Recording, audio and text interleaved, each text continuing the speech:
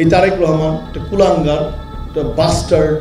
কিছুদিন আগে একটি সাংস্কৃতিক অনুষ্ঠানে সাবেক প্রতিমন্ত্রী ডাক্তার মুরাদ তার এক বক্তৃতায় বলেন, তারেক রহমান একটা কুলাঙ্গার, সামনে পেলে হয়তো তারেক রহমানকে থাপ্পড়ও মারবেন। আমি লন্ডন আসতেছি বলতেও শোনা যায় তাকে।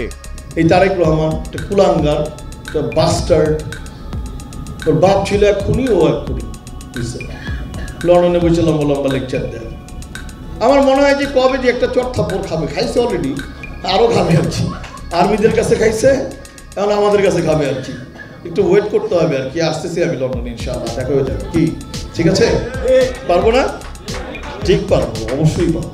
বেগম খালেদা জিয়াকে উদ্দেশ্য করে মুরাদ বলেন, ওনার বয়স আমার মায়ের চেয়েও বেশি, ওনার জন্য আমার সিম্পেথি আছে। তবে আমি ওনার রাজনীতিকে ঘৃণা করি। যে রাজনীতি শেখ হাসিনাকে হত্যা করার জন্য হয়, আমি তা ঘৃণা করি।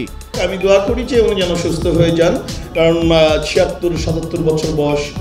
আসলে আমার মার চেয়েও সে বয়সে বড়, তার প্রতি আমার অনেক অনেক সিম্প্যাথি আছে, কিন্তু তার রাজনীতিকে আমি তীব্রভাবে ঘৃণা করি। কারণ ওটা কোনো রাজনীতি না, ওটা খুন খারাপের রাজনীতি, ঠিক না?